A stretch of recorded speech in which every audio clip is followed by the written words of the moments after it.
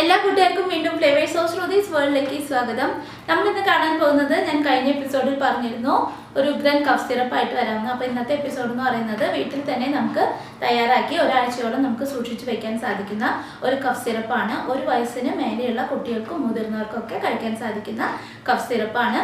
ഒരു വയസ്സിന് താഴെയുള്ള കുട്ടികൾക്ക്, അതായത് 12 മാസം തികയാത്ത കുട്ടികൾക്ക് നമ്മൾ ഈ കഫ് സിറപ്പ് ഒന്നും കൊടുക്കാൻ പാടില്ല. അതിന് യോജിച്ച കഫ് സിറപ്പ് എന്താണെന്ന് ഞാൻ കഴിഞ്ഞ എപ്പിസോഡിൽ പറഞ്ഞിട്ടുണ്ട്. മൂന്ന് ഇൻഗ്രീഡിയൻസ് ആണ് നമുക്ക് ഈ കഫ് സിറപ്പ് ഉണ്ടാക്കാനായിട്ട് ആവശ്യമുള്ളത്. ഒരു ചെറുനാരങ്ങ, ഒരു ഇഞ്ചിയുടെ പീസ്, പിന്നെ തേൻ.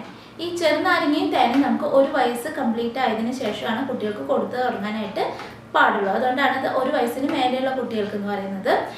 തേൻ അല്ലെങ്കിൽ പനക്കൽക്കണ്ടം നമുക്ക് യൂസ് ചെയ്യാം. പനക്കൽക്കണ്ടത്തിനേക്കാളും കുറച്ചും കൂടി എഫക്റ്റീവ് ആവുക തേനാണ് കഫക്കെട്ട് മാറാനായിട്ട്. ഓക്കെ, അപ്പോൾ നമുക്കിത് എങ്ങനെയാണ് ഉണ്ടാക്കുന്നതെന്ന് കണ്ടിട്ട് വരാം. അപ്പോൾ വീഡിയോയിലേക്ക് കിടക്കുന്നതിന് മുമ്പ് നിങ്ങൾ ആദ്യമായിട്ടാണ് ഈ ചാനലിലേക്ക് വന്നിട്ടുള്ളതെങ്കിൽ മറക്കാതെ സബ്സ്ക്രൈബ് ചെയ്യുക. സബ്സ്ക്രൈബ് ചെയ്ത് അതിനടുത്തുള്ള ബെല്ലൈക്കനും കൂടി പ്രസ് ചെയ്ത് അതിനോടൊന്നുള്ള ഓപ്ഷൻ സെലക്ട് ചെയ്യാനും മറക്കരുത്. എന്നാലാണ് ഞാൻ അപ്ലോഡ് ചെയ്യുന്ന എല്ലാ വീഡിയോസിൻ്റെയും നോട്ടിഫിക്കേഷൻ നിങ്ങൾക്ക് മുടങ്ങാതെ കിട്ടുകയുള്ളൂ. അപ്പോൾ എല്ലാ വീഡിയോസും നിങ്ങൾക്ക് മിസ് ചെയ്യാതെ കാണാനായിട്ടും സാധിക്കും. ഓക്കെ, ഇനി നമുക്ക് നമ്മുടെ കഫ് സിറപ്പ് എങ്ങനെയാണ് ഉണ്ടാക്കുന്നതെന്ന് കണ്ടിട്ട് വരാം.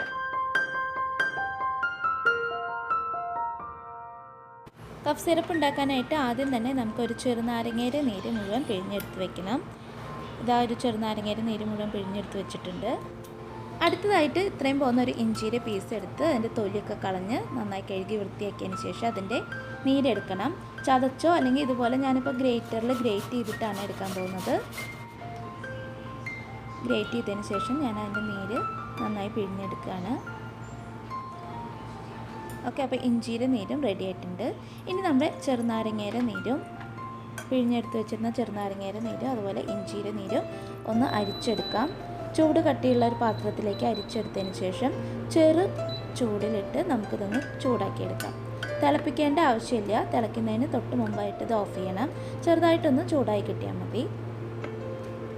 ലോ ഫ്ലെയിമിലിട്ടിട്ട് ചൂടാക്കിയെടുക്കാം.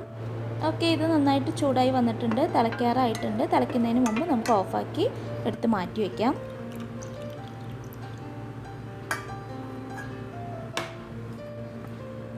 തണുത്തതിന് ശേഷം നമുക്കിത് നമ്മുടെ മൂന്നാമത്തെ ഇൻഗ്രീഡിയൻ്റ് ആയിട്ടുള്ള തേനിലേക്ക് ഒഴിച്ച് നന്നായിട്ട് മിക്സ് ചെയ്യാം. തേൻ നമ്മൾ നാട്ടിൽ നിന്ന് കൊണ്ടുവന്ന നല്ല നാടൻ ചെറുതേനാണ്. നമുക്ക് നന്നായിട്ട് മിക്സ് ചെയ്ത് കൊടുക്കാം. ടേസ്റ്റ് ചെയ്തതിന് ശേഷം ഇനിയും തേൻ വേണമെങ്കിൽ നമുക്ക് ആഡ് ചെയ്ത് കൊടുക്കാവുന്നതാണ്. അങ്ങനെ നമ്മുടെ കഫ് സിറപ്പ് ഇതാ റെഡി ആയിട്ട് കഴിഞ്ഞു. പഴയ ഏതെങ്കിലും കഫ് സിറപ്പിൻ്റെ ബോട്ടിലൊക്കെ ഉണ്ടെങ്കിൽ നല്ല എയർ ടൈറ്റ് ആയിട്ടുള്ള ബോട്ടിലിൽ നമുക്ക് അടച്ച് ഒരാഴ്ച വരെ സൂക്ഷിക്കാം. ഒരു വയസ്സ് കഴിഞ്ഞ കുട്ടികൾക്ക് ഭക്ഷണത്തിന് ശേഷം ഒരു ചെറിയ ടീസ്പൂൺ വീതം 2-3 നേരമൊക്കെ ആയിട്ട് ഇത് നമുക്ക് കൊടുക്കാവുന്നതാണ്.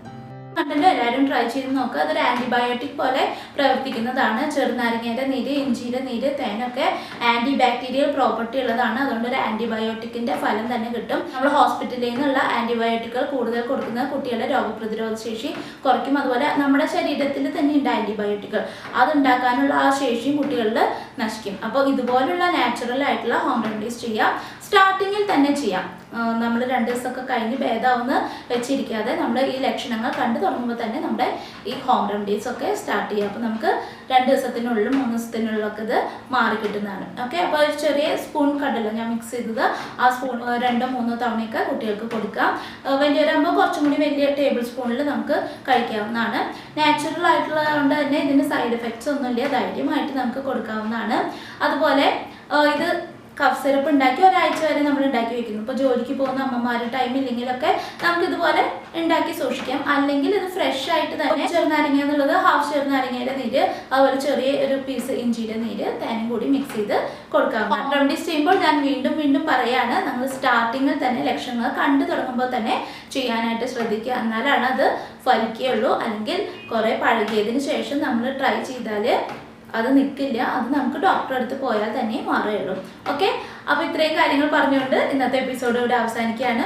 വീണ്ടും ഇതുപോലുള്ള വീഡിയോസ് ആയിട്ട് ഞാൻ വരുന്നതാണ്. അപ്പോൾ അടുത്ത എപ്പിസോഡിൽ വീണ്ടും കാണാമെന്ന് പറഞ്ഞുകൊണ്ട് നിങ്ങളോട് ബൈ പറഞ്ഞു പോകുന്നത് നിങ്ങളുടെ സ്വന്തം ശ്രുതി മകേഷ്.